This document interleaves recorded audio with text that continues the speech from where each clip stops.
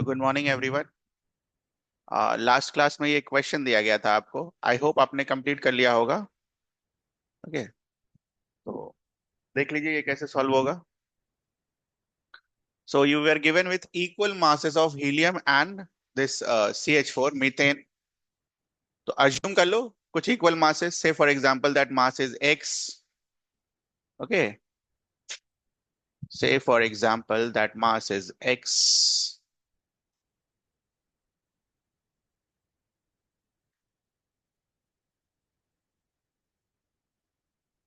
Let the masses be x ग्राम।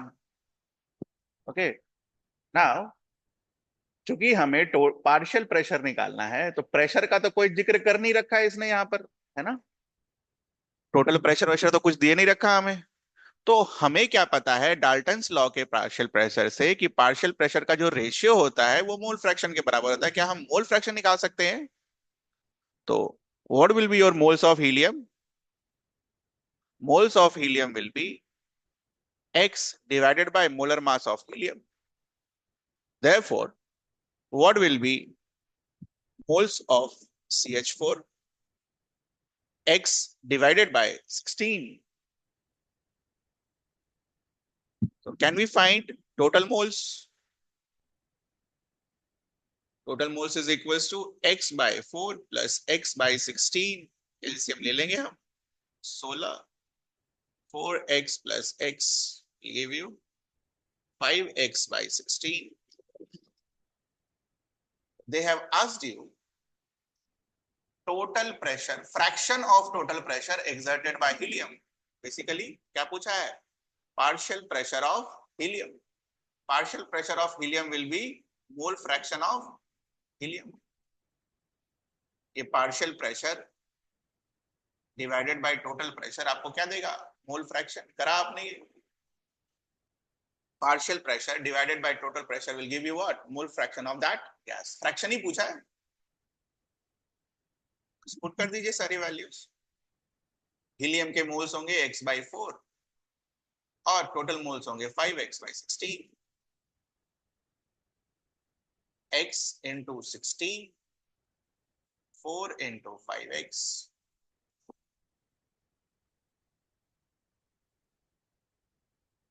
4 से 4 चला गया, x से x चला गया। 4/5 of total pressure will be exerted by helium. 80% of the pressure, percentage में निकाले तो 80%। तो अगर 100% प्रेशर है तो उसमें से 80% कौन लगा रहा होगा? हीलियम लगा रहा होगा। परसेंटेज में पूछा नहीं है बट फिर भी हो सकता है कभी दे दे।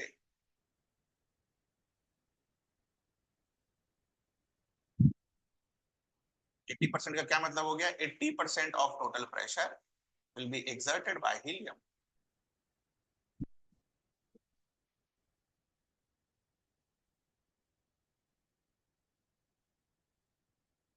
रिमेनिंग 20% कौन एक्सर्ट करेगा? CH4। So this is how the question of partial pressure comes in exam. I hope आपसे ये सॉल्व हो जाएगा। ठीक है,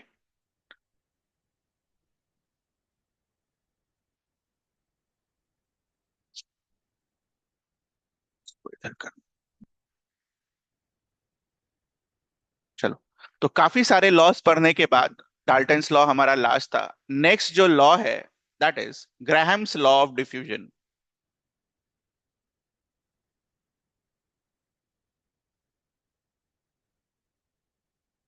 Graham's law of diffusion.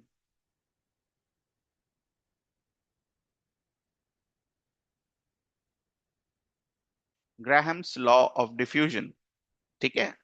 और ध्यान रखिएगा, Graham's law of diffusion is applicable for gases। वैसे भी डिफ्यूजन तो हम फ्लूइड्स और गैसेस के लिए ही लिख सकते हैं, सॉलिड्स के लिए क्या ही डिफ्यूजन करेंगे हम। ठीक है,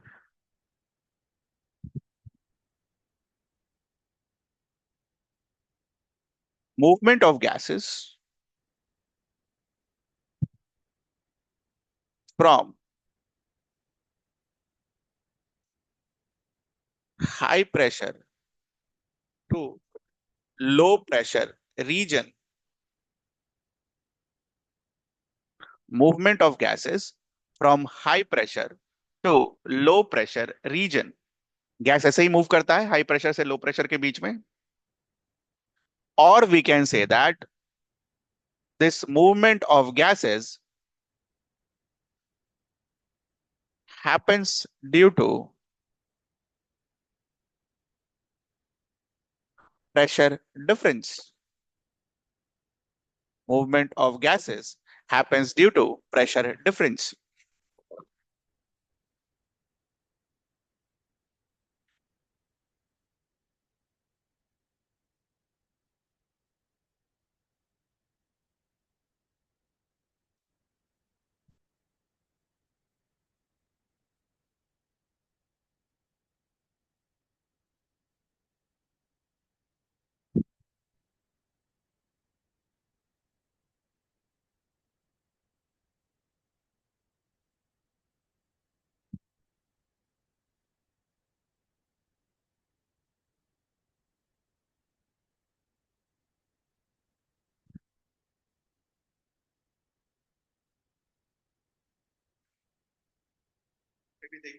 पढ़ाया ही है,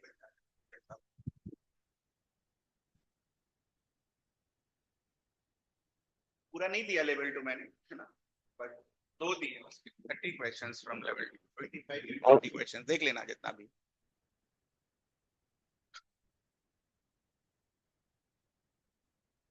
थोड़ा सा तो ऊपर लेवल रखेंगे. वैसे पढ़ाया था मैंने, देखा था क्वेश्चन सारे हैं आपके नोट्स में, तो नोट्स करके, नोट्स पढ़ने के बाद इसको खोलिएगा, बनाइएगा और अच्छे से बनाइएगा. फिर एग्जाम भी है आपका, तो मैं प्रैक्टिस भी हो जाएगा और दोनों चीजें हो जाएंगी आपकी. चलिए वापस आते हैं. तो diffusion, diffusion happens due to pressure difference. Now, what does Graham's law says? According to Graham's law,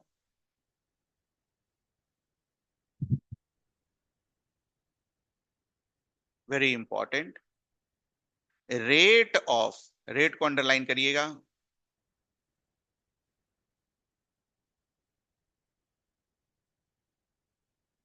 rate of diffusion of gases, bracket में लिखिए. रेट का मतलब हिंदी में कितनी तेजी से, कितनी तेजी से, कितनी तेजी से. Rate of diffusion of gases, rate का मतलब लिखिए कितनी तेजी से, is directly proportional to pressure of that gas divided by its vapor density, divided by its vapor density.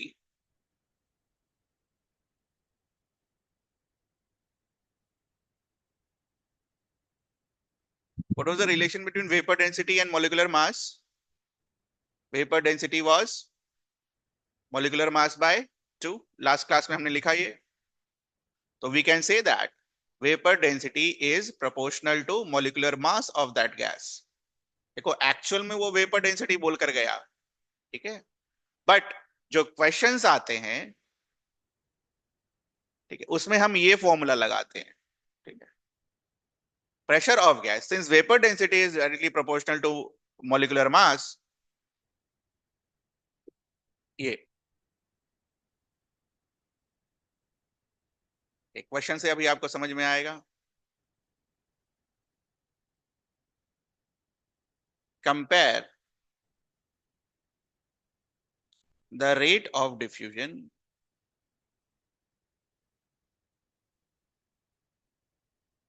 compare rate of diffusion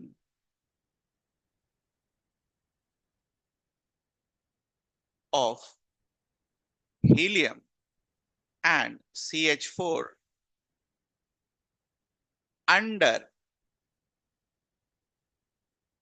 identical conditions for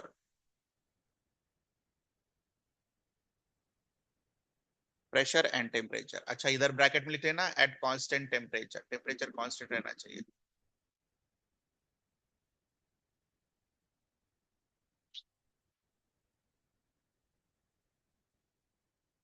So let's see how we will solve this. So rate will be proportional to pressure of gas divided by square root of molecular mass. ठीक है. Now the question says pressure is same for helium and CH4. Pressure क्या है अपना? Same. तो अगर मुझे helium का rate लिखना पड़े तो प्रोपोर्शनैलिटी साइन हटाऊंगा, एक कांस्टेंट लिखूंगा, पी लिखूंगा, और किसका मॉलिक्यूलर मास लिखाएगा? हीलियम का. और मुझे अगर CH4 का लिखना पड़ गया तो K डैश, प्रेशर चूंकि दोनों का सेम है, मास ऑफ CH4, रेशियो ले लो, कंपैरिजन ही तो करना है.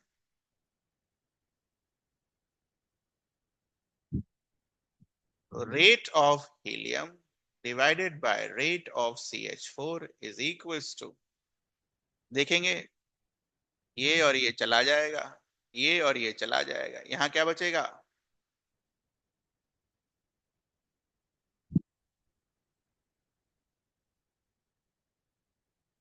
इसके बाद तो मैथ्स है. Square root of molecular mass of CH4, square root of molecular mass of helium. बोलो CH4 12 और 4 16, 16 का स्क्वायर रूट क्या होगा? 4. हीलियम 4, स्क्वायर रूट क्या होगा? 2. ठीक है, एक स्टेप और कर देते हैं. तो rate of helium divided by rate of CH4 क्या आया मेरे पास?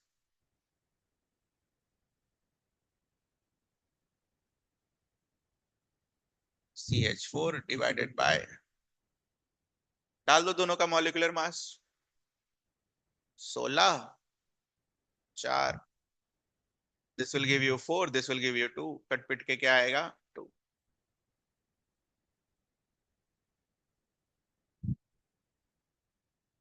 तो एक चीज और यहां पर सोचने वाली क्या है कि देखिए ध्यान से, आपने जो रेट निकाला इज इक्वल्स टू 2, इससे हम क्या कंक्लूड कर सकते हैं?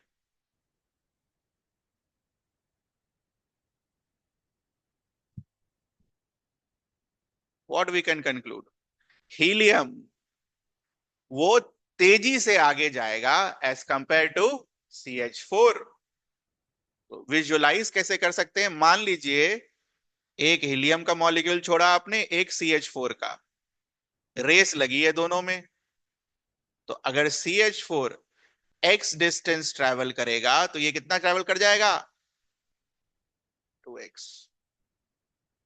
ये समझ आता है आपको? तो इसीलिए मैंने आपको लिखा था, लिखवाया था वहां पर हिंदी में, कितनी तेजी से, हाउ मच फास्ट. तो अगर ये x ट्रेवल करेगा तो ये कितना ट्रेवल कर जाएगा उतनी ही देर में? 2x.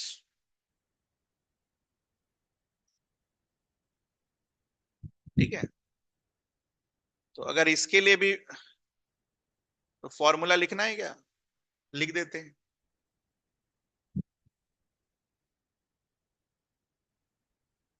Suppose we are comparing two gases, gas 1 and gas 2. दोनों के रेट्स को कंपेयर कर रहे हैं हम.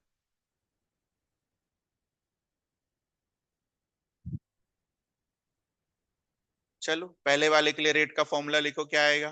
R1 is equals to K dash times पहले का प्रेशर डिवाइडेड बाय पहले का मॉलिक्यूलर मास. दूसरे का लिखो खुद से.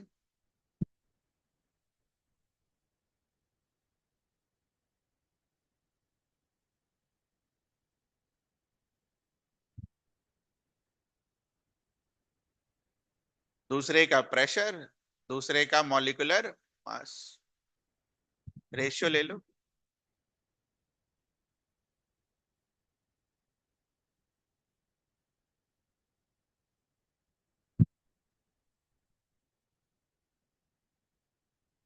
आगे तो मैथ्स ही है बेटा, जल्दी से करो.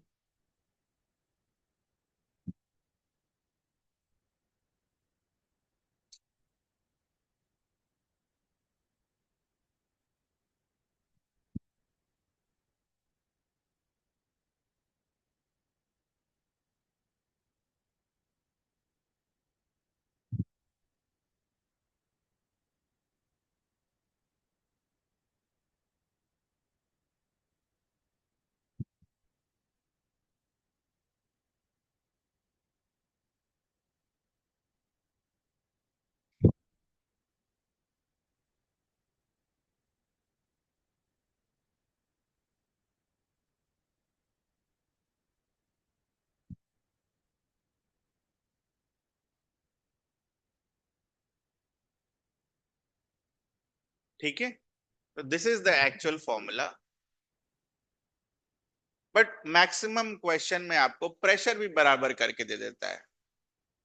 तो एट, जो अभी हमने करा, at constant temperature and pressure,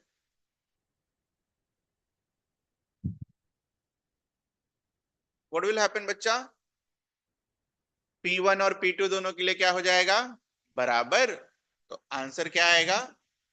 M2/M1। और बच्चे यही रट के जाते हैं। हम क्या करेंगे?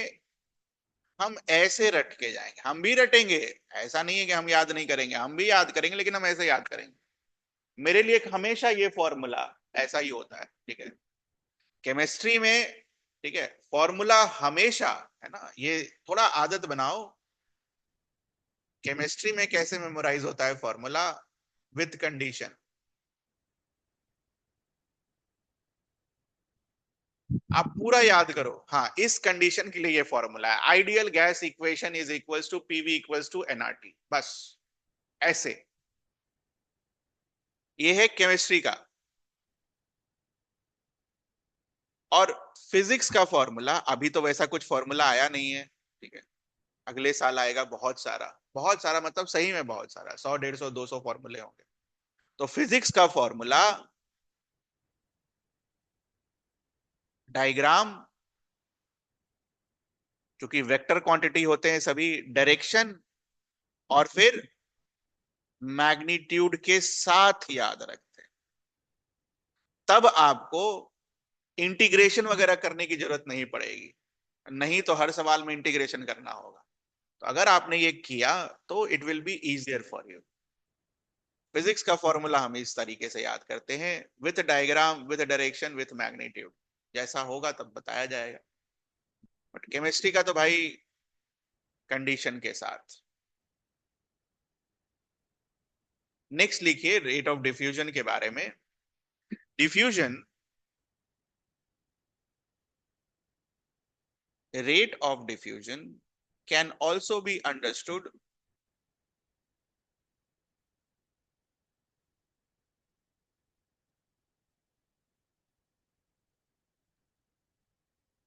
in terms of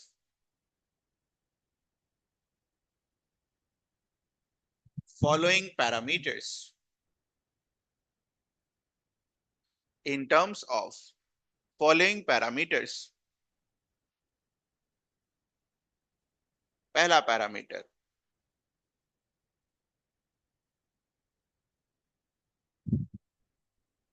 distance traveled by a gas molecule. बोलो, how will be rate and distance related for a gas molecule? कैसे रिलेट करोगे? सोचकर बताओ। किसका रेट ज्यादा होगा? जो ज्यादा ट्रेवल करेगा या जो कम कम ट्रेवल करेगा? जो ज्यादा ट्रेवल करेगा। So rate is proportional to distance travel divided by time. क्योंकि रेट लिख रहे हैं टाइम का, तो रेट हमेशा फिजिक्स में टाइम से डिवाइड करके हम लिखते हैं। ये टाइम है बेटा, ये टाइम।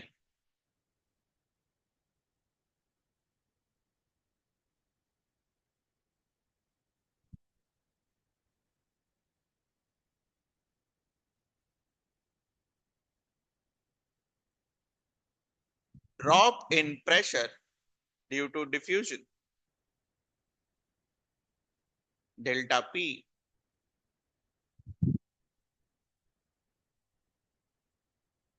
अगेन फिर इसको समझकर हम लिखेंगे।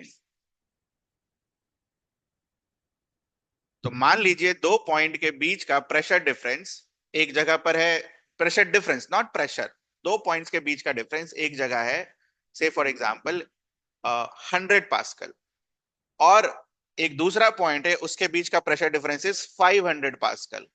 तेजी से जहां कहां होगा? 500 वाले। जितना ज्यादा डिफरेंस उतना तेजी से डिफ्यूजन।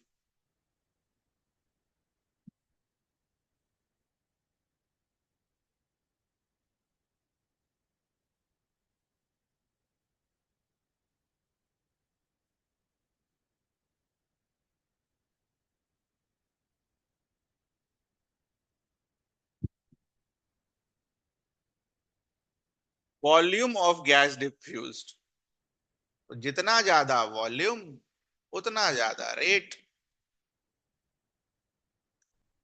अच्छा, ये चीज, इस चीज को समझना, कभी लगता है ना कि सर ये छोटा पार्टिकल मान लीजिए हुआ और एक बड़ा पार्टिकल हुआ, तो छोटा पार्टिकल तो जल्दी से आगे चला जाएगा एज कंपेयर टू बड़ा पार्टिकल, ऐसा पहले दिमाग में आता है। तो ध्यान ये रखना है जब हम वॉल्यूम लिख रहे हैं तो दोनों का मास हम सेम मान के चलें, ठीक है। उस हिसाब से, जैसे अगर हम डिस्टेंस लिख रहे हैं, डिस्टेंस के हिसाब से रेट ऑफ डिफ्यूजन लिख रहे हैं, तो बाकी सारे पैरामीटर्स क्या होंगे, कांस्टेंट। समझ आ रही है ये चीज, तो ये ध्यान रखना है इस चीज का। मैक्सिमम तो यही यूज होगा यार। हाँ, ये वाला और एक डिस्टेंस वाला सवाल तो आया हुआ है, वो हम करेंगे। And fourth is moles of gas diffused, जितना ज्यादा मोल्स उतना ज्यादा डिफ्यूजन।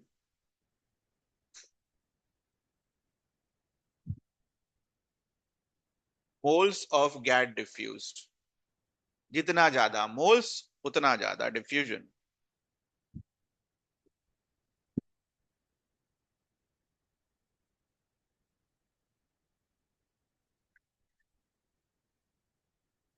ठीक है, तो ये बेसिक कंसेप्ट पर क्वेश्चन क्या पूछा था, देखना एक बार। जेई का सवाल है, बहुत पुराना सवाल है, जब आसान सवाल सब आया करता था। ठीक है, क्या किया, क्वेश्चन वाज कि एक ट्यूब लिया, एक तरफ रखा NH3, एक तरफ रखा HCl, ठीक है, दोनों गैस।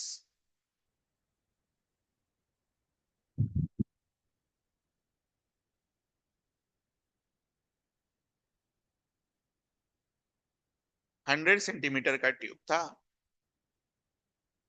बोला, अब तो ये वाला जो स्टेटमेंट है ये तो मुझे नहीं याद है, कि 9 बजे दोनों गैस ने एंट्री किया, मतलब एट T = 0, इधर से NH3, इधर से HCl।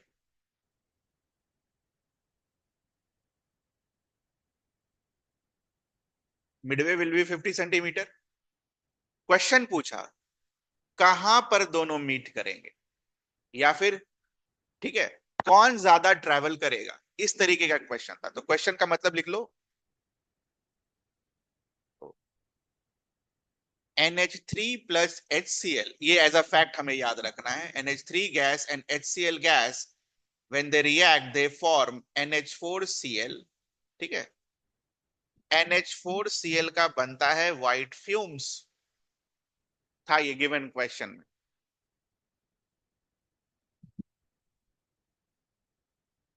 And the options was, question था कि व्हाइट फ्यूम्स कहां बनेगा। क्वेश्चन लिख लो, where will the white fumes will be form. है कुछ नहीं इस क्वेश्चन में, खाली लंबा चौड़ा करके दिया है, ठीक है। ऑप्शन लिख लो, near the ammonia end, near the HCl end, at midpoint of tube, D can't be determined। कोशिश कर सकते हैं आप, सिखाया मैंने आप।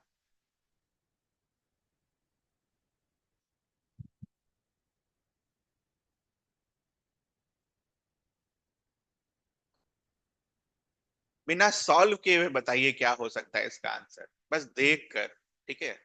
आपने जो फॉर्मूला सीखा है, मतलब पेन चलाने की जरूरत ना पड़े वैसा फॉर्मूला यूज कर सकते हो आप, थोड़ा दिमाग में बनाइए।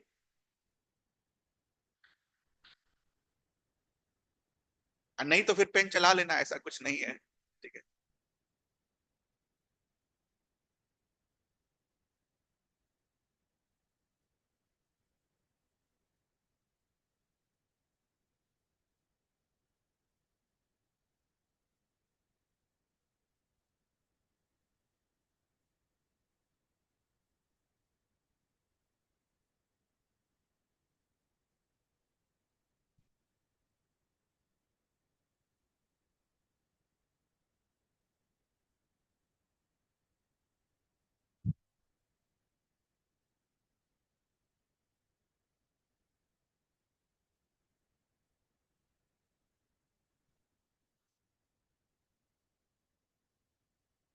हुआ आंसर? क्या होगा आंसर, बोलिए, ABCD? नहीं, बिल्कुल कर सकते हैं आप, ऐसा कुछ नहीं है इसमें, बस इसको देख ये मिटा दूंगा तो मैं तो कल, ऐसा कुछ नहीं है इसमें। It's very easy. White fumes किधर बना होगा? अरे कहीं ना कहीं तो बना होगा ना।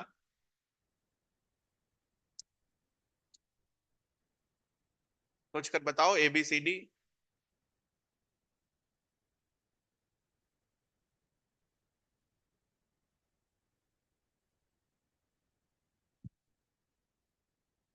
अच्छा, कैसे पता करेंगे, मतलब कैसे सोचेंगे हम इस क्वेश्चन को, ये तो कम से कम आप कर सकते हो। How will you think about it? बोलो। ऐसे करेंगे तो कैसे होगा? दोनों अगर सेम स्पीड से जाएगा तो कहाँ मीट करेगा? आधे पर। अब बात ये आती है, इसमें तो तुमने मान लिया कि दोनों सेम स्पीड है ना? कितनी तेजी से? अभी सिखाया मैंने आपको, what is the formula for कितनी तेजी से? Proportional to pressure of gas divided by molecular mass of the gas. तो अब आप ध्यान से देखो, जिसका ये कम उसका ये ज्यादा। Which will be faster? ये तो लिख ही सकते हो, लिखो अब, मॉलिक्यूलर मास ऑफ NH3 कितना होगा? 17। मॉलिक्यूलर मास ऑफ क्या दिया है दूसरा? HCl। कितना होगा बेटा? 35.5 प्लस 1 विल गिव यू। तो कितनी तेजी से? तो who is faster? NH3 is faster. तो NH3 अगर फास्टर है तो वो क्या होगा? जितनी देर में HCl ट्रेवल करेगा उससे ज्यादा कौन ट्रेवल कर जाएगा? NH3। तो किधर मीट होगा? Near the HCl and. ये है इसका बिना मैथ्स का आंसर, बिना मैथ्स का आंसर। ठीक है, इसमें कोई मैथ्स हमने यूज ही नहीं किया। ठीक है, तो ये आंसर लिख लो। और बात मानो, अगर ग्राहम्स लॉ ऑफ डिफ्यूजन पर क्वेश्चन आया तो यहीं से बन जाएगा, मैथ्स करने की जरूरत नहीं पड़ेगी। ये सोचना होगा, जो हल्का है वो आगे बढ़ जाएगा और जो भारी है वो पीछे रह जाएगा।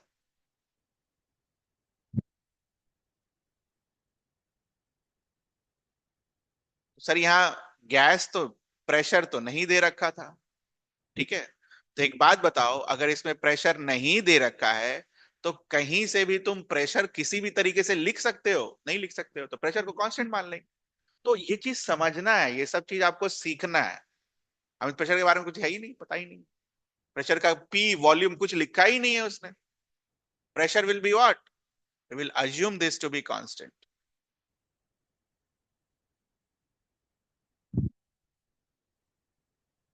ठीक है, और मैथ्स का आंसर क्या होगा बेटा? देखो मैथ्स से आंसर, ये अगर एक्स होगा तो ये कितना होगा? 100 - x। तो अगर आप अमोनिया का रेट लिखोगे, क्या लिखोगे? X divided by T. अगर आप HCl का रेट लिखोगे तो क्या लिखोगे? 100 - x डिवाइडेड बाय टी। यही लिखोगे। कौन सा फॉर्मूला यूज किया? ये वाला। और ग्राहम्स लॉ ये वाला। ठीक है, प्रेशर को कांस्टेंट मान रहे हैं, तो R1/R2 is equals to M2/M1। वहां से रेशियो क्या लिखोगे आप? RNH3/RHCl will give you MHCl divided by MnH3। इधर देखो, RNH3 की जगह क्या लिखाएगा? RHCl की जगह क्या लिखाएगा? ये रहा मैथ्स।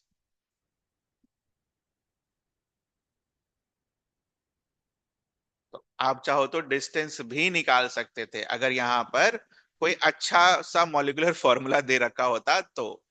आप 36.5 का स्क्वायर रूट कहां से निकालोगे? ठीक है।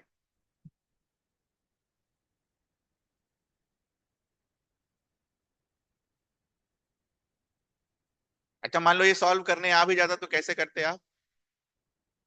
मॉलिक्यूलर मास ऑफ HCl क्या होता? 36.5। मान लो सॉल्व करना ही पड़ जाता तो 36.5 को क्या एज्यूम करते? 36। 36 को क्या लिखते फिर? 6। स्क्वायर रूट के बाहर अगर निकालते तो क्या लिखते इसको? अमोनिया। 17। क्या एज्यूम करते उसको? 16। 16 का स्क्वायर रूट क्या लिखते? और सॉल्व कर लेते। मान लो करना ही पड़ गया तो। ठीक है, तो नोट कर लो, ये सब हो सकता है मतलब नीट में तो नहीं, जेई में जरूर। जेई में बिल्कुल पॉसिबल है। नीट में तो इतना ही दूर, ये जो मैंने ऊपर टिक लगाया बस। पता होना चाहिए ग्राहम्स लॉ ऑफ डिफ्यूजन क्या होता है, बस और कुछ नहीं। क्योंकि मेरे हिसाब से ये ग्राहम्स लॉ ऑफ डिफ्यूजन आपको बायो वगैरह में भी मिलेगा, वो जाइलम वाइलम जब पढ़ाएगा ना, जाइलम फ्लोएम डिफ्यूजन। ठीक है, तो हो सकता है वहां भी मिले ऑक्सीजन और CO2 का कंसंट्रेशन के लिए। हो सकता है, मुझे पता नहीं।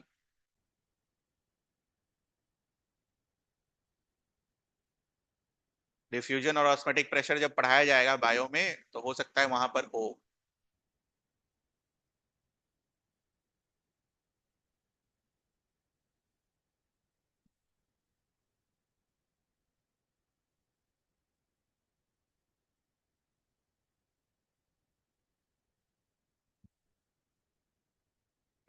इनफैक्ट वहां पर भी हो सकता है, वो एल्वेलाई में जो एक्सचेंज होता है O2 CO2 का, कौन तेजी से इधर उधर डिफ्यूज करेगा, पहले O2 जाएगा या पहले CO2? वो भी पूछा जा सकता है। खैर, यहां तक तो बहुत रेयर चांस है पहुंचने का, बट दिस इज मस्ट, ये पता होना चाहिए। चलो, नेक्स्ट इज, सारे लॉज हो गए। गैस ईडियोमेट्री।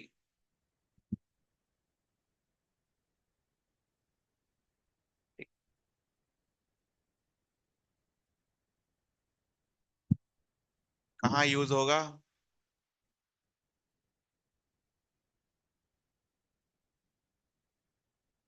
जब आपको हाइड्रोकार्बन चैप्टर, जो कि लास्ट चैप्टर है, फरवरी के महीना में जब हम पढ़ रहे होंगे हाइड्रोकार्बन चैप्टर, वहां पर आपका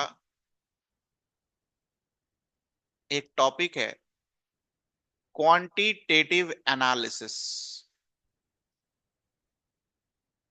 ठीक है, क्या करते हैं क्वांटिटेटिव एनालिसिस में? बेसिकली एक गैस दिया हुआ होता है, गैस तो नॉर्मली प्योर नहीं होता है ना बेटा। जैसे मान लो मीथेन ही मान लो निकल रहा है, तो मीथेन तो प्योर होगा नहीं, उसमें और भी सारे मिक्सचर्स होंगे, सल्फर डाइऑक्साइड होगा, नाइट्रोजन डाइऑक्साइड होगा। ठीक है, ऑक्सीजन होगा अलग से थोड़ा सा परसेंटेज एक्स्ट्रा। तो क्वांटिटेटिव एनालिसिस में बेसिकली हम ये पता करते हैं कि कौन सा एलिमेंट कितनी मात्रा में है। ठीक है,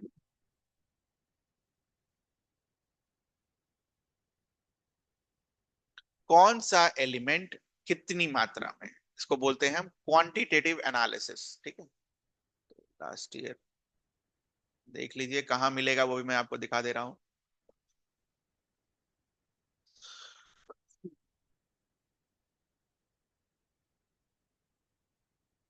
इसमें है कि इसके पहले वाले में पता नहीं।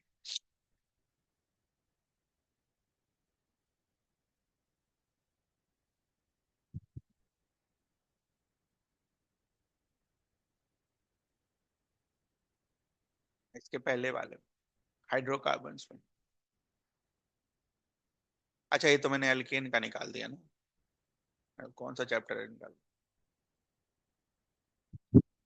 Introduction to organic chemistry.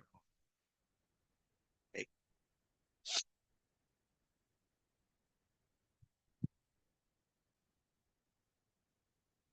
सा है कि रखा ही नहीं है लगता। ठीक है, ये जो लास्ट 3 चैप्टर है, एक रेडॉक्स वाला है, एक आपका इंट्रोडक्शन टू ऑर्गेनिक केमिस्ट्री है, और लास्ट में हाइड्रोकार्बन है। तो इंट्रोडक्शन ऑफ ऑर्गेनिक केमिस्ट्री में देखना, वहां पर होगा, मेरे पास है नहीं यहाँ पर एनसीईआरटी, तो निश्चित होगा वहां पर। ठीक है। सो तो बेसिकली हम क्या करते हैं यहाँ पर, ये ऑक्सीजन, नाइट्रोजन, सल्फर और भी गैसेज हैं, उसको कैसे पता करेंगे, कितना परसेंटेज है उसका, कितना वॉल्यूम है उसका, ये होता है इसके एनालिसिस में। तो उसके लिए हमें ये गैस एरियोमेट्री सीखनी होती है। कुछ नहीं है, मोल कंसेप्ट का एक्सटेंशन है। ठीक है, क्या था, एक मोल के साथ रिएक्ट करेगा, इतना मोल मिलेगा, ये सीखा था हमने। वही चीज है यहाँ पर, बट फर्क क्या है, मोल के जगह इज वॉल्यूम। वो भी मैं आपको बता दूंगा क्यों वॉल्यूम लिखते हैं हम। ठीक है, तो एक क्वेश्चन लिखे पहले। This is based on, it's very easy, free का नंबर है बेटा ये। This is based on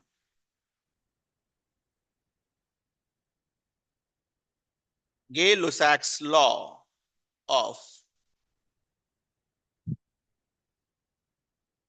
combining volume। उस दिन मैंने आपको वाटर का एग्जांपल दिया था, तो है वो भी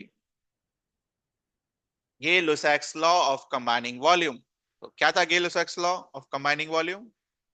At constant pressure and temperature, volume is proportional to number of moles।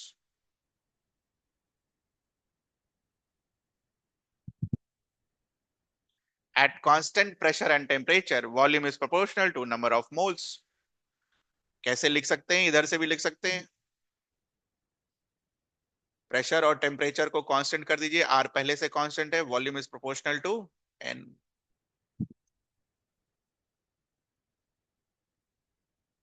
लिख मत देना, ये समझने के लिए है बस।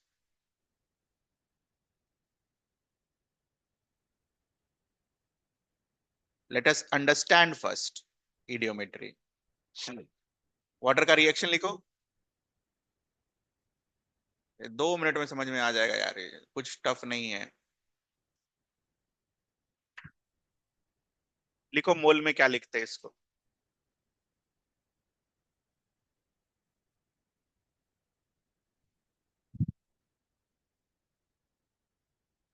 2 mole of H2 reacts with 1 mole of O2 to give 2 mole of H2O।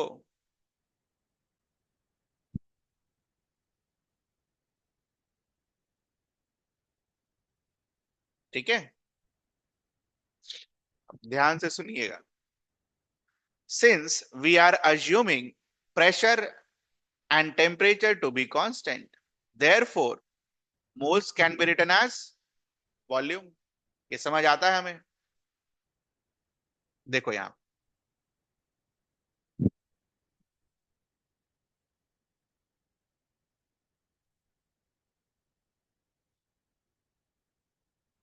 P constant है, R कांस्टेंट है, T कांस्टेंट है।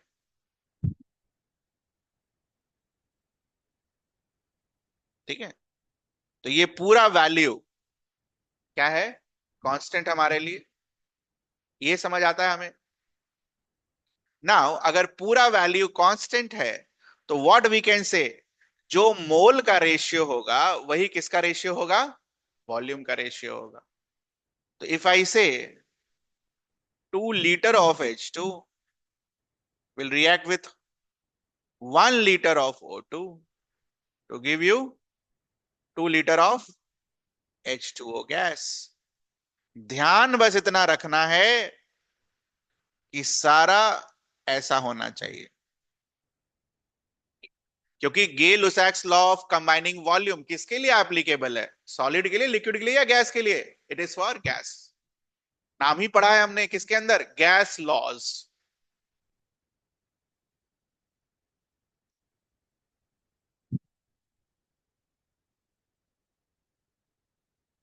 तो लीटर हो, मिलीलीटर हो, मीटर क्यूब हो, उसमें भी कोई फर्क नहीं पड़ेगा। सारा का यूनिट बदलकर हम ये भी लिख सकते हैं, 2 ml of H2 will react with one, ध्यान यही रखना सबका यूनिट एक जैसा होगा, इन्हें कि 1 लीटर और 1 मिलीलीटर में, 1 ml of O2 to give 2 ml of H2O gas.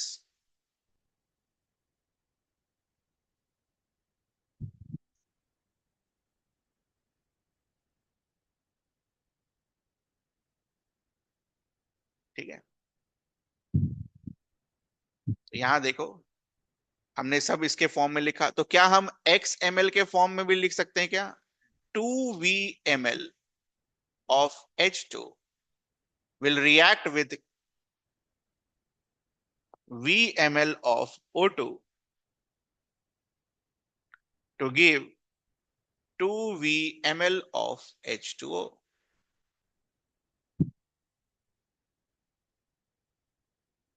Same ही है, सेम रेशियो रहना चाहिए बस, खाली सेम।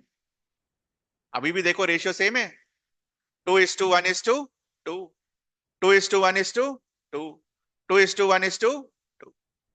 बस। अगर मुझे ये 2 के जगह 1 लिखना होगा तो इसको क्या लिखोगे आप?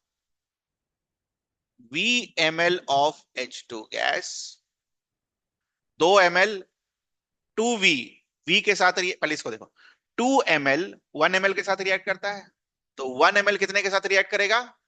1/2। 2 ml से 2 ml मिल रहा है, तो 1 ml से कितना मिलेगा? 1 ml। तो सिमिलरली 2V से V मिल रहा है, तो V से कितना मिलेगा?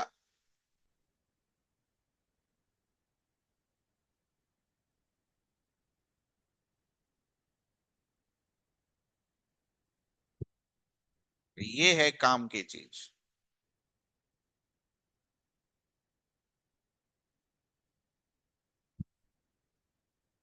घबराना नहीं है। ठीक है, अभी 4-5 सवाल यही करेंगे हम। मैं आपको लिख के दूंगा, आपको VML वाला लिखना है, लास्ट वाला।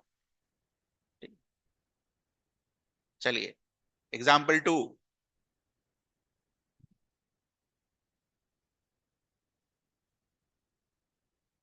N2 plus H2 gives you NH3। पहले बैलेंस करिए।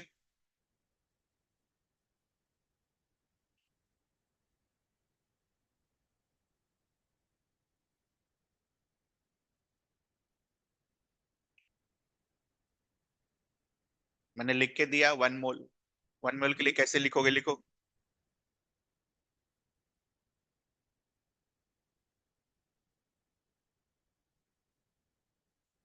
1 ml के लिए कैसे लिखोगे, वो लिखो।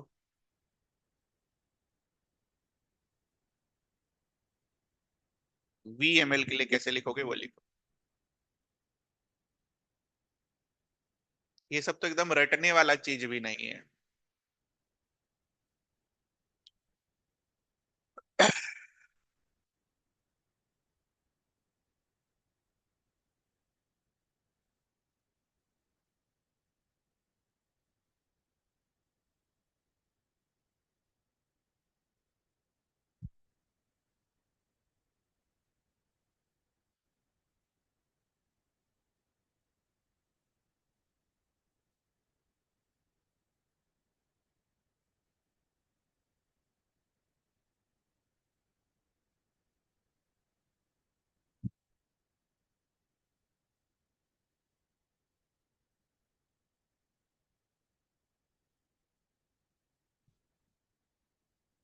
आइए आंसर।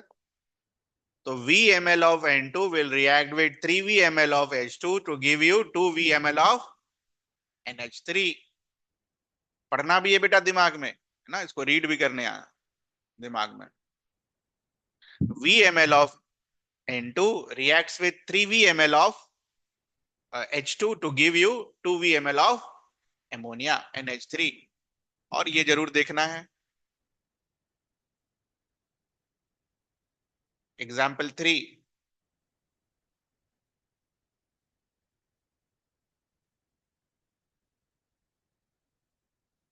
पहले बैलेंस करना है और फिर वैसे ही लिख देना है।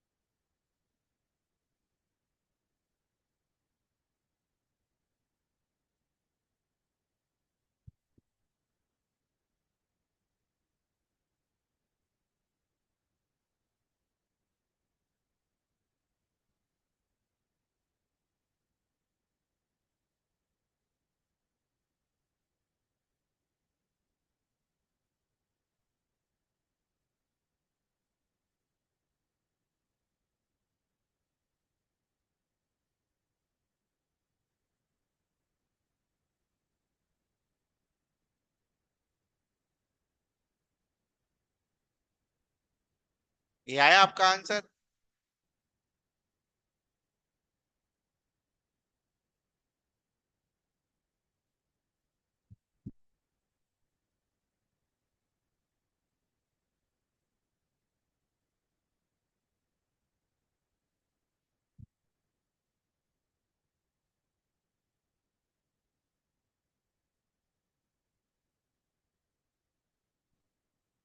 ये आया आपका आंसर। इसमें क्या गलती है?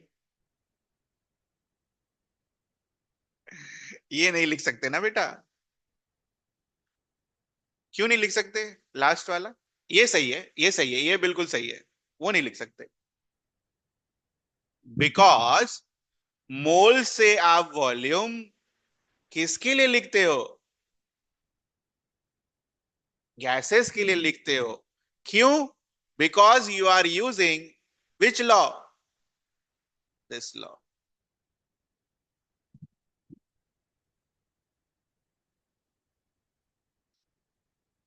यही गलती होगा, और तो कुछ गलती होने का चांस नहीं है।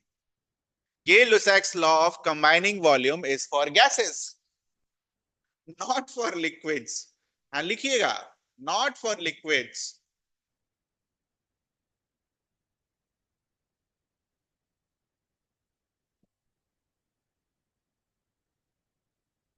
Not for liquids.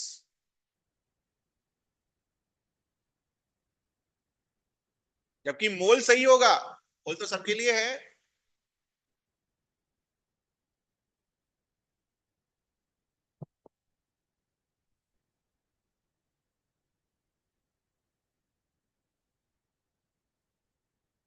गैस है तो कन्वर्ट कर दिया, गैस है तो कन्वर्ट कर दिया, बट ये तो लिक्विड है, ये कन्वर्ट नहीं करेंगे।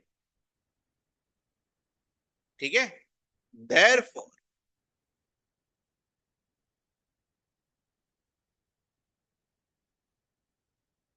हाइड्रोकार्बन वाले चैप्टर, वही जो मैं बात कर रहा था, आगे के चैप्टर्स में मीथेन तो मिलेगा नहीं। It will be always a tough सवाल। हम ना टफ सवाल के लिए प्रिपेयर हो रहे हैं। देखो बेटा, ये पहले दिन में बस खाली डिफिकल्ट है देखने से, है नहीं। कोई भी हाइड्रोकार्बन, जैसे आपने मीथेन को जलाया, है तो कंबजन का प्रोसेस। आपने 10वीं कक्षा में कंबजन प्रोसेस क्या पढ़ा? कंबजन होके क्या मिलता है? CO2 और वाटर और हीट। तो हीट का तो कोई चक्कर ही नहीं है, क्योंकि वो बैलेंस करना नहीं है, उसके लिए एटम्स नहीं है। इधर क्या लिखेंगे हम? CO2 प्लस वाटर, और वाटर किस फॉर्म में होगा? लिक्विड। तो वाटर का भी झंझट खत्म कर दिए। Can you balance this equation? सिखाया था मैंने आपको मोल कंसेप्ट। एटम वाइज बैलेंस करो, देखो हो जाएगा। बैलेंस कार्बन फर्स्ट मैं सिखा रहा हूं। ठीक है, कार्बन को पहले बैलेंस कर। लेफ्ट साइड में कार्बन कितना है? एक्स, है ना? अगर यहाँ C2 लिखा होता तो लेफ्ट साइड में कितना कार्बन होता? दो। C4 लिखा होता तो लेफ्ट साइड में कितना होता? फोर। क्या लिखा है? एक्स। तो अगर एक्स कार्बन एटम है, राइट साइड में कितना कार्बन एटम है? वन। बैलेंस कर लो।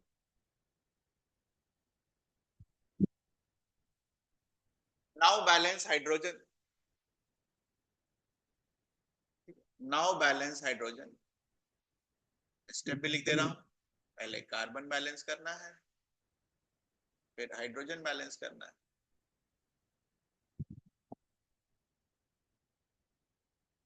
लेफ्ट साइड में हाइड्रोजन कितना है बच्चा? वाई।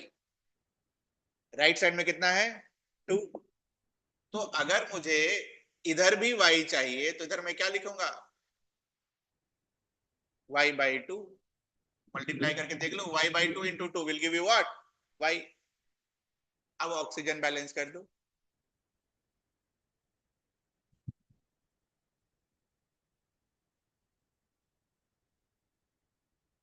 ध्यान रहे O2 नहीं, O बैलेंस करेंगे। O।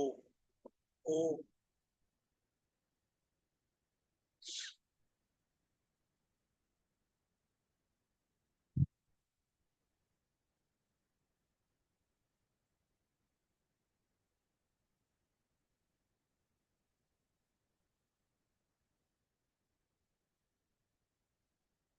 राइट साइड में O कितना है बेटा?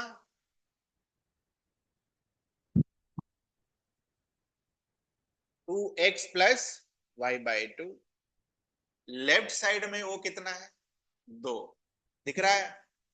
तो अगर मुझे O को बैलेंस करना है लेफ्ट साइड में, तो इसको मैं 1/2 कर दूं तो काम हो जाएगा।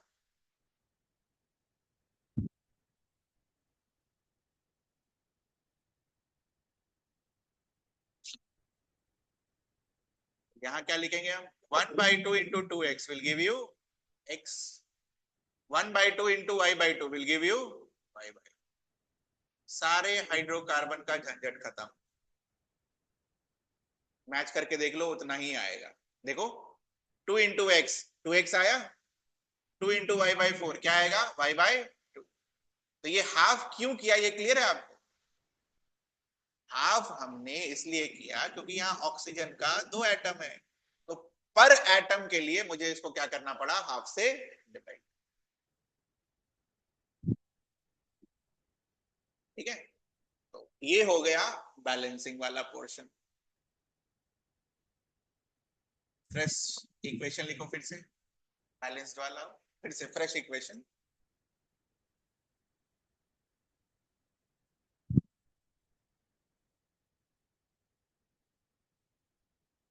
पूरा बैलेंस्ड। अब आप चाहें तो इसको याद भी कर सकते हैं, चाहे तो आप इसको बैलेंस भी कर सकते हैं, दोनों मैंने आपको सिखा दिया। जनरली लोग सिखाते नहीं है, लिख देते हैं याद कर लेना। अरे कितना याद करेगा यार, ऐसे ही याद करने के लिए केमिस्ट्री में बहुत कुछ है। ठीक है, क्या इसके लिए भी हम मोल्स वाली चीज रिपीट कर सकते हैं? मान लो ये मेरा 1 मोल है।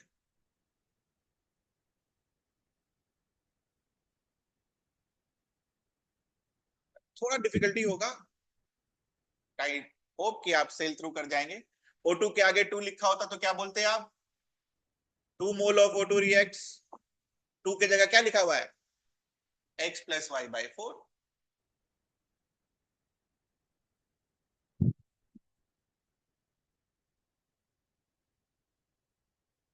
CO2 के आगे 3 लिखा होता तो क्या बोलते हैं हम? 3 मोल CO2 फॉर्म बोलेंगे हम।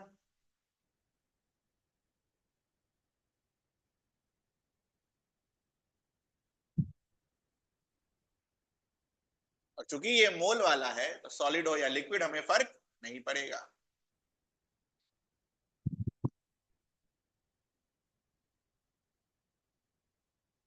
Write down in ml, 1 ml।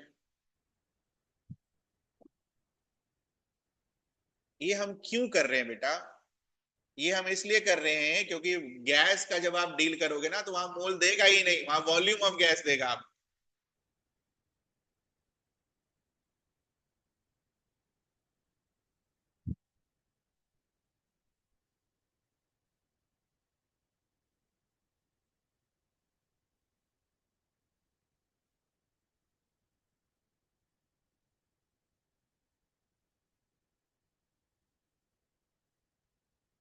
Liquid था, क्रॉस लगा दिया। अगर आपने लिख दिया है तो क्रॉस कर दीजिएगा। तो VmL के लिए लिखो।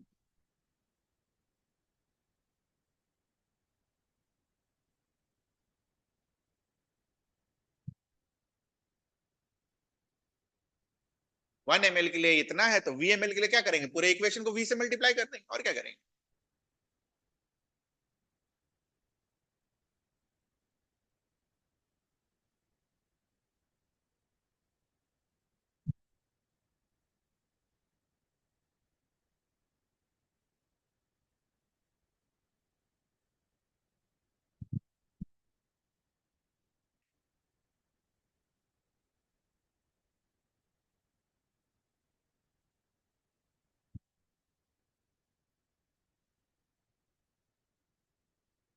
Gas idiometry is used to determine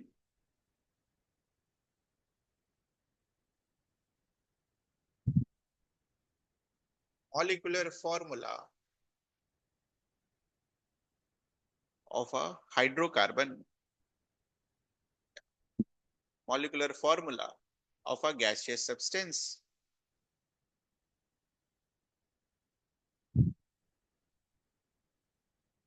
मतलब क्या हुआ इसका? इस तरीके का अगर गैसियस सब्सटेंस है तो we will be able to find X and Y using the concept of eudiometry. ये निकालना है. This is our problem.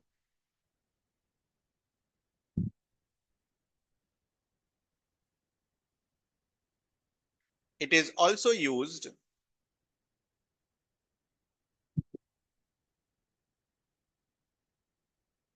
to determine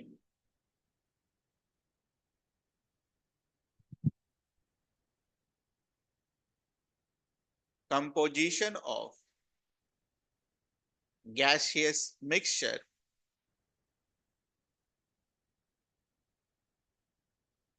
bracket में लिखेगा volume composition.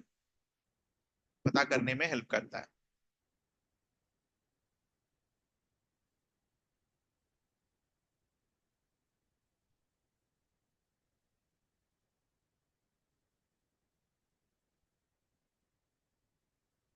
It is a experimental method. It is a experimental method. Experimental method मतलब experiment से करते हैं हम. Where gaseous substance or gaseous mixture is exploded, sparked, heated with excess of with excess of O2 or air in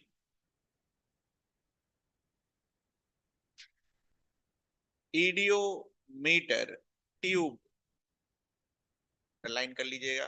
eudiometer tube. Last, during reaction with O2, during reaction with O2, इसको हम explosion बोलते हैं इस case में. During reaction with O2, combustible substance undergoes combustion.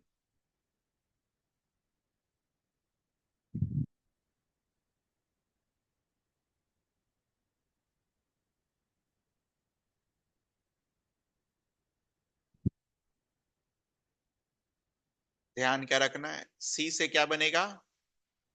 CO2 gas. H से क्या बनेगा? H2O gas शुरू में बनता है जो ठंडा करने के बाद H2O लिक्विड में कन्वर्ट हो जाता है. देखो, जब गैस एक्सप्लोड होगा तो एनर्जी रिलीज होगी. एनर्जी जब रिलीज होगी तो टेम्परेचर क्या होगा? ज्यादा होगा. तो एक बार जब गैस एक्सप्लोड हो गया, टेम्परेचर बढ़ गया, तो थोड़ी देर बाद क्या होगा? टेम्परेचर घटेगा भी. और जब टेम्परेचर घटेगा तो ये H2O गैस क्या चीज में कन्वर्ट हो जाएगा? H2O liquid. इसका मतलब क्या हुआ? हमने जो रिएक्शन लिखा है ये वाला, है ना, ये कब का लिखा है? एक्सप्लोजन करा दिया, उसके बाद हमने क्या कर दिया है? पूरे सेटअप को वापस रूम टेम्परेचर पर लेकर आ गए. समझ में आ रही है चीज? कंफ्यूजन थोड़ा सा भी नहीं होना चाहिए. सर H2O भी तो हाई टेम्परेचर पर गैस में रहेगा. रहेगा, बिल्कुल रहेगा. लेकिन ये जो प्रोसेस है इसमें हमने एक्सप्लोजन करा दिया है, गैस को वापस रूम टेम्परेचर पर हम ले आए.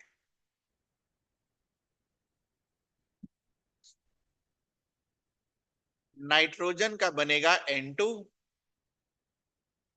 और सल्फर का बनेगा SO2. नाइट्रोजन का N2O क्यों नहीं बनाया? हाँ, बोलो, पढ़ते हैं ना। इट इज अ, ज्यादा रिएक्टिव नहीं होता है, इसीलिए ऑक्सीजन के साथ ज्यादा रिएक्ट नहीं करता है, कभी कभी बनता है, रिएक्शन होती है।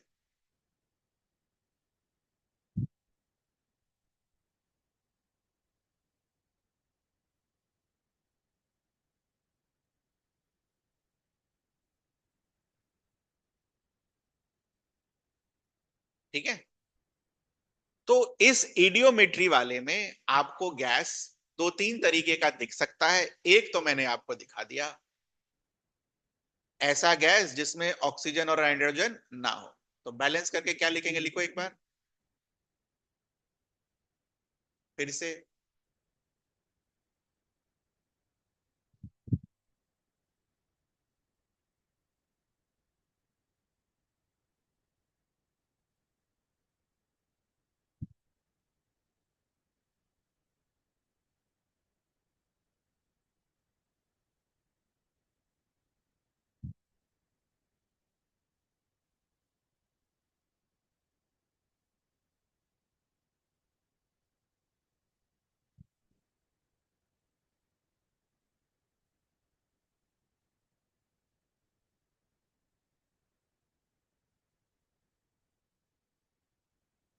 95% चांस है, अगर गैस इडियोमेट्री से क्वेश्चन आया आप गैस पहचानने, तो गैस हमारा ऐसा ही रहेगा।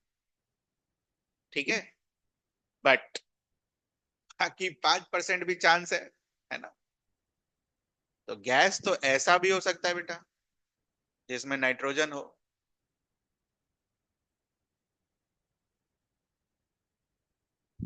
तो ध्यान से देखेंगे और उसके बाद नोट करेंगे।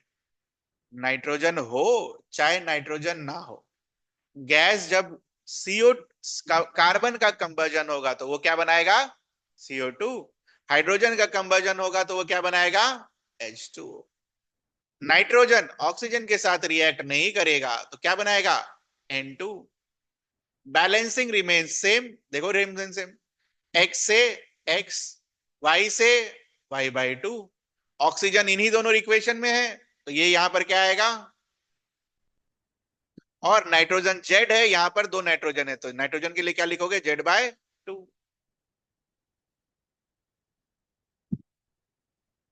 अलग कलर के पेन से लिख लो।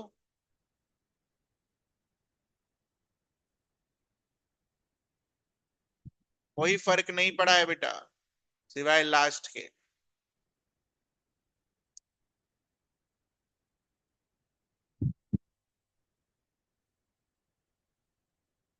जितना ये देखने में अभी भयानक लग रहा है ना, उतना ही आसान है।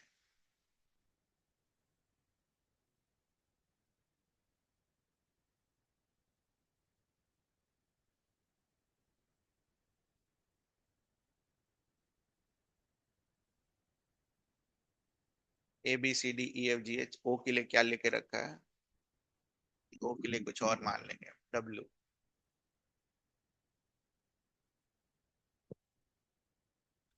तो गैस जब आप मान रहे हो तो हो सकता है कोई ऐसा गैस हो जिसमें कार्बन हो, हाइड्रोजन हो और ऑक्सीजन हो।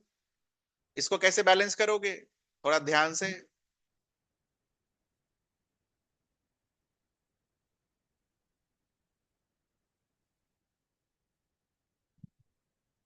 प्रोसेस रिमेन से, कार्बन X है तो यहाँ X, हाइड्रोजन Y है, यहां पर Y/2।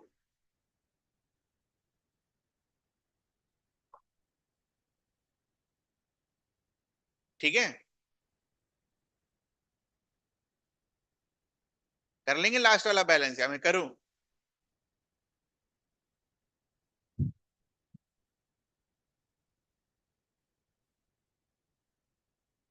देखो देखो देखो, कॉमन सेंस से करेंगे, मान लो ये नहीं होता तो क्या आता, ठीक, लेकिन वो है।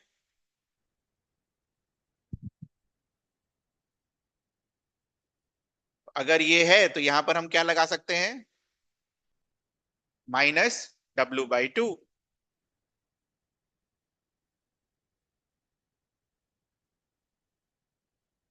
देख लो, हो गया बैलेंस, है ना। ये देखो यहाँ पर -W/2 से मल्टीप्लाई होकर क्या देगा, -W, और यहाँ पर क्या है, +W। -W प्लस W मिलकर क्या दे देगा आपको, 0। इधर कुछ चेंज करने की जरूरत नहीं है, तो बस वो अंडरलाइन कर लेना। बहुत कम चांस है, आपका किस्मत खराब हुआ ना बेटा तो ही ये सब आएगा, अगर किस्मत खराब हुआ तो बहुत कम चांस है। This one is important, this one is very important.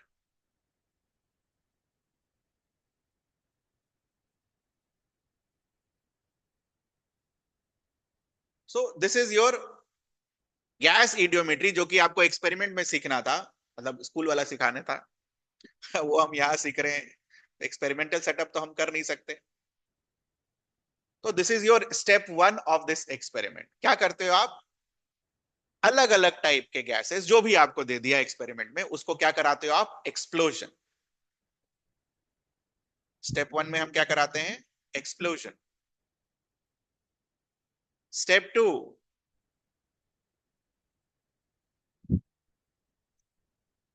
After explosion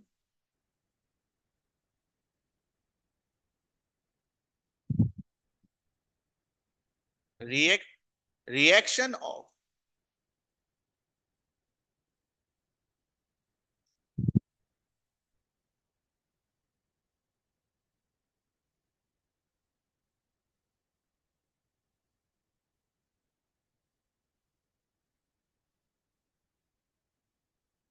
after explosion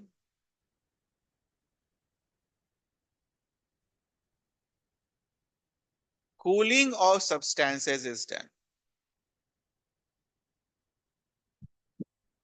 मतलब अलग से रेफ्रिजरेटर लगाकर ठंडा नहीं करते, छोड़ देते हैं, है ना, वी लीव इट। तो जो हाई टेम्परेचर होगा वो थोड़ी देर बाद क्या होगा, कम हो जाएगा। और इस समय अब ध्यान देने वाली बात है, ये समझने वाली बात है, देखना ध्यान से।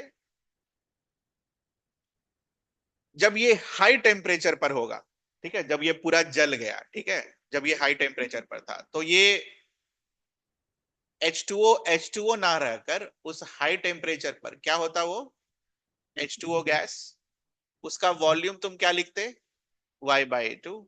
और हाई टेम्परेचर पर तुम्हें और किस चीज का वॉल्यूम मिलता, CO2 का वॉल्यूम मिलता, उसका वॉल्यूम क्या लिखते, this much.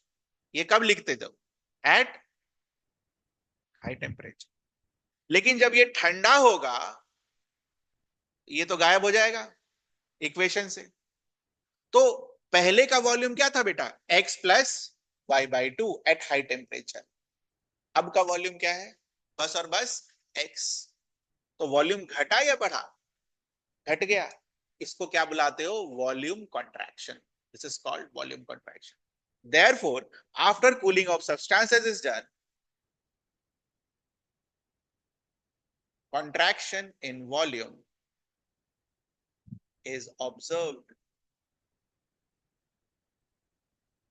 contraction of volume is observed। इसको मैथमेटिकली कैसे लिखते हैं,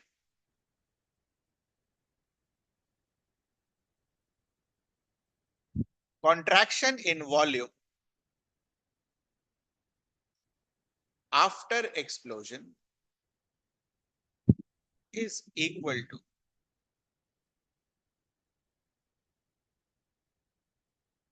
volume of all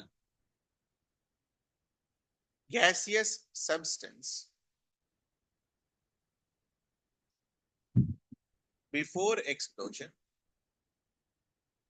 minus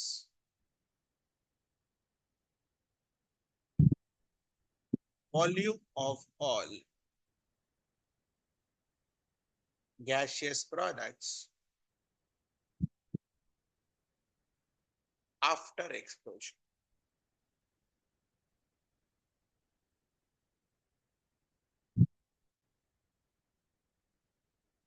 और ये मैं अपने से लगाता हूं, एंड कूलिंग, ठंडा करने के बाद जो बचा वो वाला। कौन सा,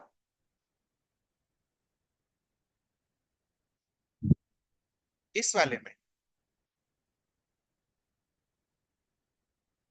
नहीं नहीं, ये लिखा ना मैंने यहाँ, बिफोर एक्सप्लोजन में तो H2O रहेगा नहीं।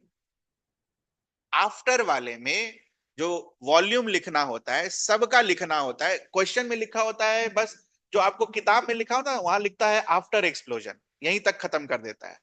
बट ऐसा होता नहीं है, जो actual volume of after explosion लेते हो ना, मतलब रूम टेम्परेचर पर लाने के बाद लेते हो, इसलिए मैं एक्स्ट्रा वर्ड ऐड करता हूं यहां पर, एंड कूलिंग।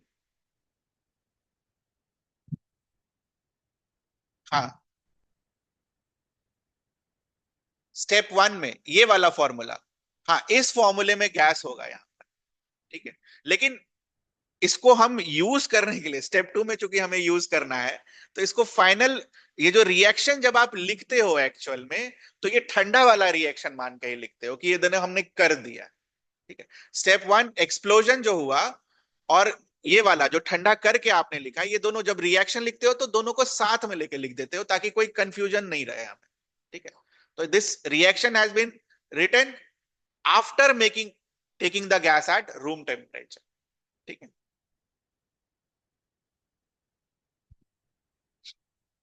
ध्यान बस इतना रखना है कि अगर आपने ठंडा नहीं किया है तो H2O गैस फॉर्म में होगा, इसमें कोई डाउट नहीं होना चाहिए, ठीक है।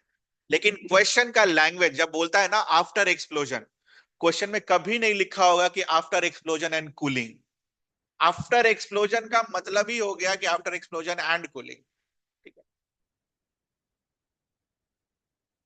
इसीलिए मैं यहां पर अलग कलर के पेन से आपको लिख के दिया एंड कूलिंग। और कभी भी किसी भी किताब में यहां पर आपको एक्सप्लोजन वाले रिएक्शन में ही आपको लिक्विड बना के देगा, वो समझाएगा भी नहीं कि वो कंट्रैक्शन क्यों हुआ, ठीक है। क्लियर हो गया आपका कंफ्यूजन? लेकिन अगर थॉरोली देखा जाए, एग्जैक्टली एक्सपेरिमेंटल सेटअप पर देखा जाए, तो एक्सप्लोजन के समय पर H2O गैस रहेगा, इसमें कोई डाउट नहीं होना चाहिए आप।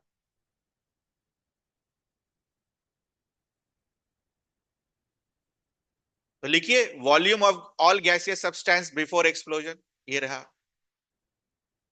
अच्छा एक मिनट, अभी तो लिखा ही नहीं है, रुक जाओ अभी रहने दो, ये ऐसे ही लिखो, step two. Next,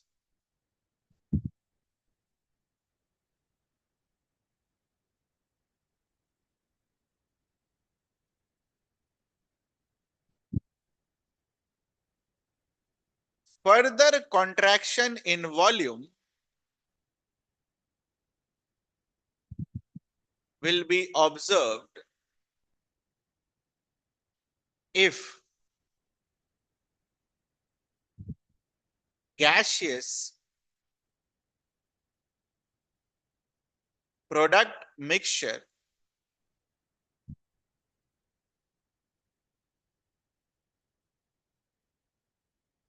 is passed through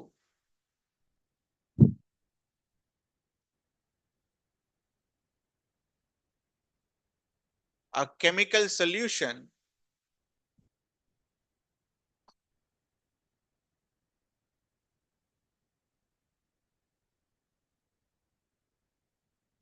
इसका मतलब क्या हो गया, पहले तो स्टेटमेंट लिख लेंगे हम। These chemical solution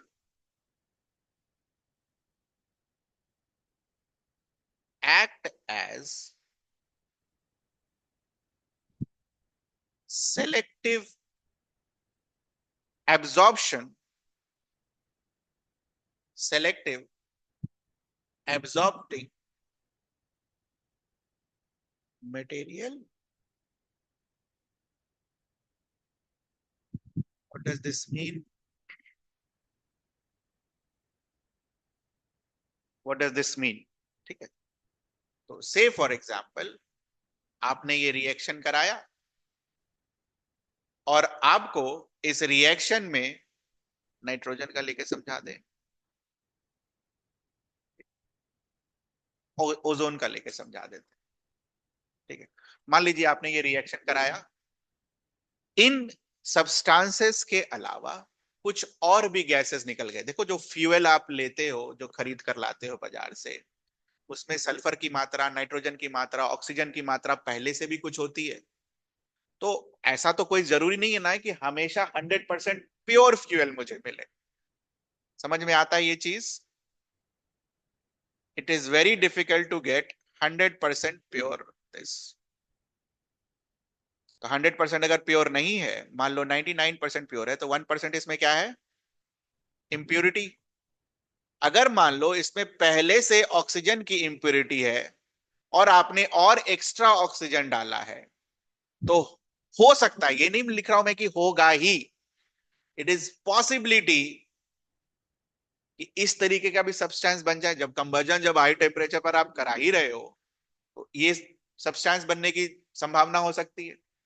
सिमिलरली, जो हमने ये नॉर्मली ये रिएक्शन करवाया, जब आप हाई टेम्परेचर पर ये रिएक्शन करवा रहे हो, तो हो सकता है ऐसे सब्सटेंस बनने की भी प्रोबेबिलिटी हो जाए, एनओ भी बन गया।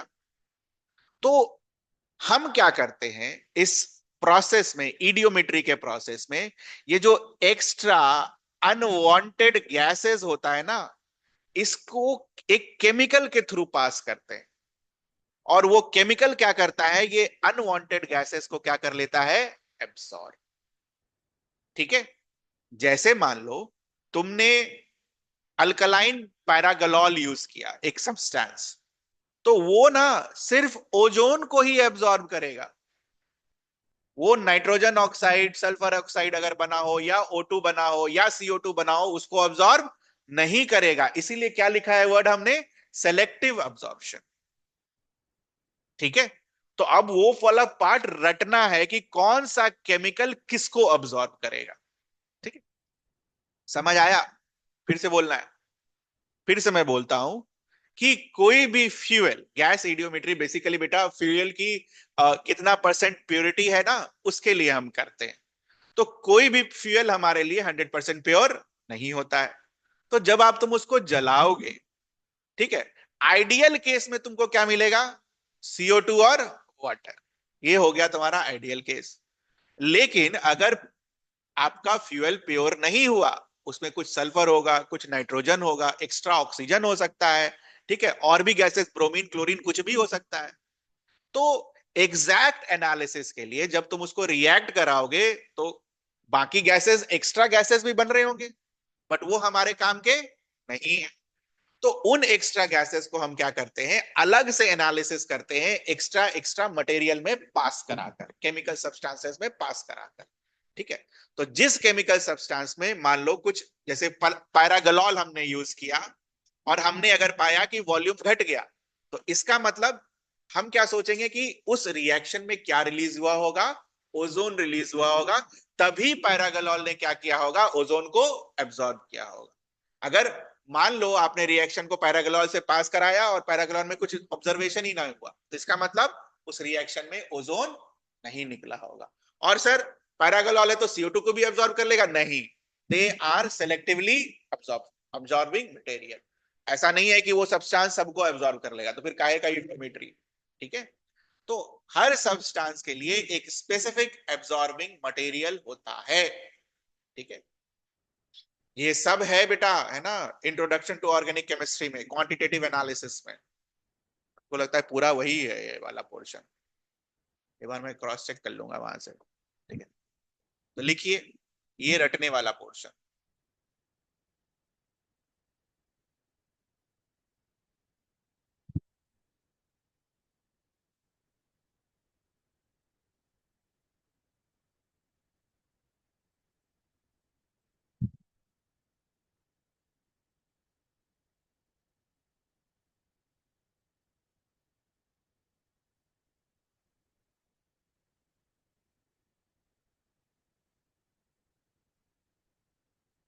तो मान लीजिए H2O CO2 के अलावा आपका एक्स्ट्रा O2 रिलीज हो गया, तो कैसे पता करेंगे O2 है या नहीं है? तो O2 के सोल्यूशन को, सॉरी, O2 को पैरागलॉल से पास कराया जाता है, इसको पैरागलॉल से पास कराया जाता है। तो अगर आपने पूरे मिक्सचर को, पूरा इडियोमेट्री ट्यूब के मिक्सचर को पैरागलॉल से पास कराया, और आपने पाया कि वॉल्यूम और कम हो गया, तो पैरागलॉल ने क्या किया होगा? O2 को एब्सॉर्ब किया होगा। और अगर मान लीजिए वॉल्यूम कम नहीं हुआ, तो इसका मतलब हम क्या बोल सकते हैं? O2 रिलीज नहीं हुआ हो। समझ आए ये चीज? ओजोन के लिए हम यूज करते हैं टर्पेंटाइन ऑयल।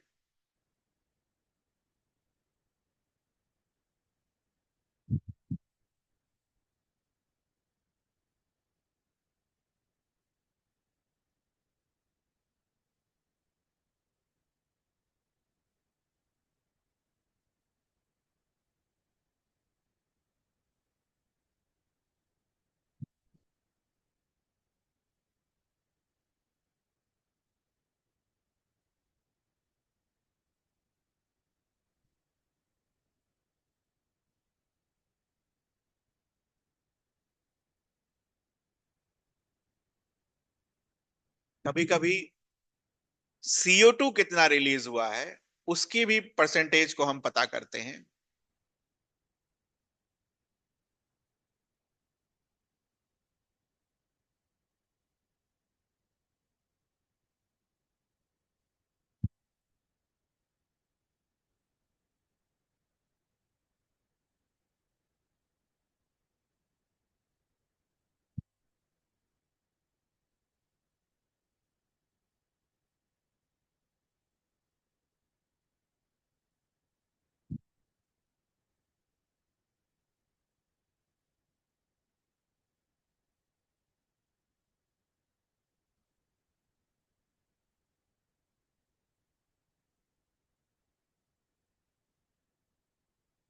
ठीक है बच्चा।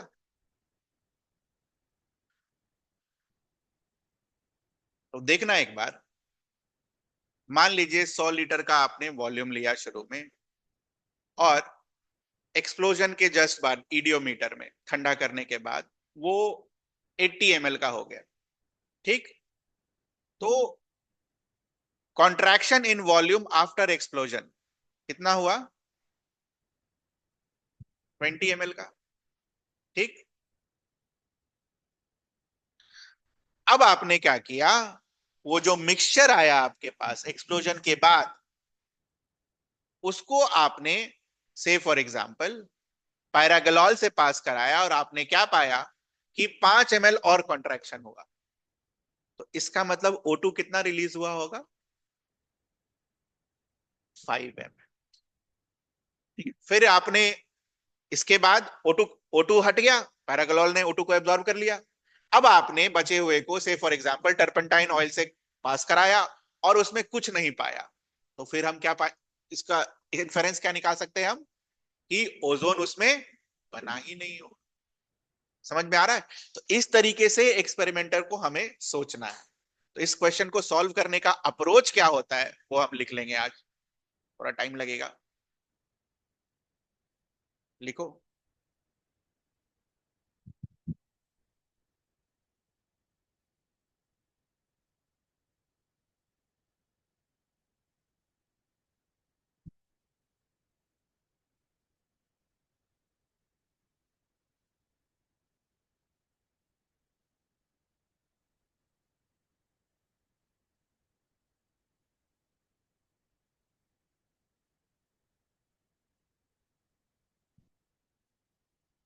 VML में लिखो सब, डायरेक्ट VML में लिखो।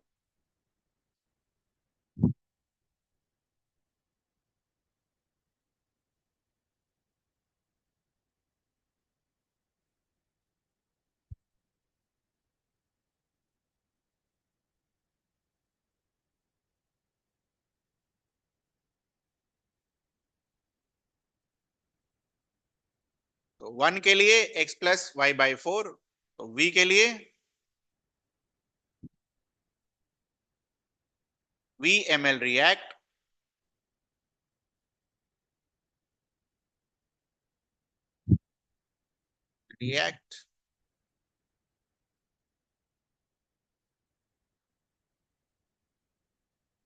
इसको तो लिखेंगे नहीं ml में,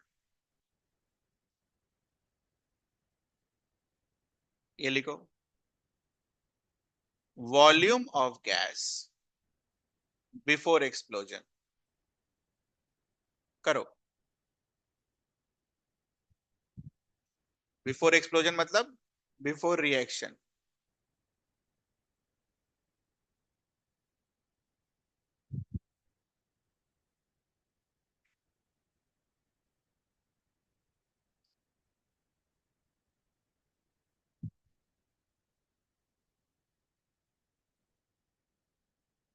volume of gas before explosion. So VML of CXHY plus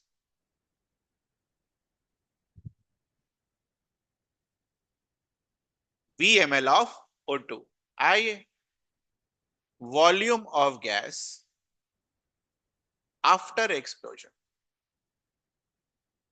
Obviously, cooling also. After explosion and cooling. ये आपके दिमाग में चलना चाहिए कूलिंग, ठीक है? क्वेश्चन में इतना ही लिखा होगा आफ्टर एक्सप्लोजन.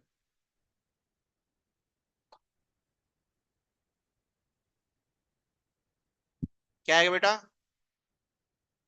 X we.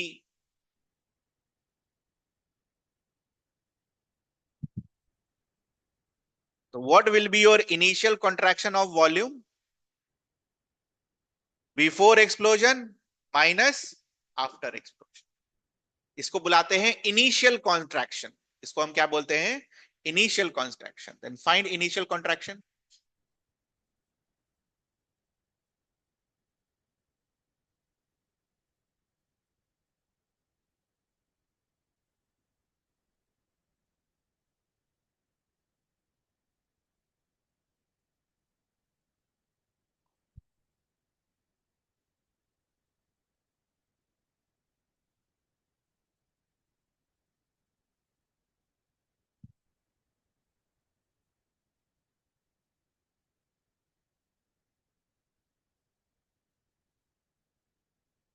ध्यान रहे आपको, इस तरीके के वर्ड्स मिलेंगे क्वेश्चन में. Initial contraction observed was this, या फिर volume contraction on explosion was observed this. ये लिखा होगा क्वेश्चन में ये. इसीलिए मैं ये सारे वर्ड्स लिखकर आपको दे रहा हूं. ये अगर वर्ड्स लिखा हो तो इसका क्या मतलब आप सोचेंगे. What is before v plus, ये देखो, x into V will give you X V. y by 4 into v will give you y by 4v. And what is after xv? v plus y by 4v. v अगर common ले ले तो 1 plus y by 4. तो ये v into 1 plus y by 4 क्या है तुम्हारा? Initial contraction. ठीक है?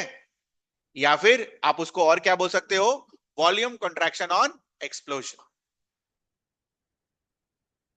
अगला लाइन लिखो.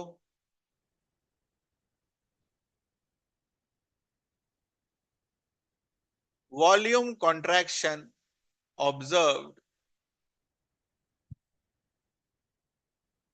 on adding base. सोचकर लिख सकते हो इसका आंसर क्या आएगा.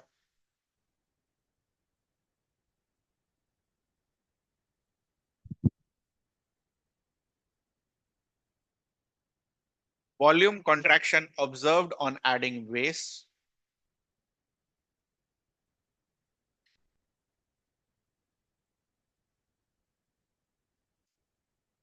तो ये बेस ने किसको एब्जॉर्ब किया होगा? बोलो. CO2 को. तो बेस डालने पर जो वॉल्यूम कॉन्ट्रैक्शन ऑब्जर्व हुआ होगा वो कौन सा वाला ऑब्जर्व हुआ होगा?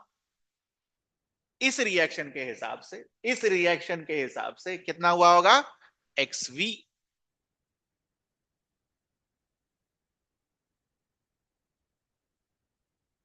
तो अगर आपको ये लिख के दे दे कि 40 ml NaOH यूज हुआ और शुरू में आपने 100 ml CXHY यूज किया था, अगर दे दे मान लो कि V का वैल्यू शुरू में आप CXHY यूज कर रहे हो, वो 100 ml यूज कर रहे हो, और NaOH जब आपने डाला तो NaOH 40 ml यूज किया, तो इक्वेशन कैसे लिखाएगा जब हम क्वेश्चन सॉल्व करेंगे? तो x का वैल्यू विल बी 0. तो ये थ्योरी थ्योरी वाला पोर्शन अभी कंप्लीट नहीं हुआ है. इसको अगली क्लास में पूरा पढ़कर आइएगा, नहीं तो फिर कुछ समझ में नहीं आएगा. मैं एक बार जल्दी से आपको सब रिवाइज करा दूंगा 10-15 मिनट में अगली क्लास में, और फिर हम इसके आगे करेंगे. ठीक है? तो ये पढ़कर आइएगा. इन ऑर्गेनिक केमिस्ट्री का पार्ट है ये. ठीक है? लास्ट में दे रखा है तो पूरा ही है. जा सकते हैं आप।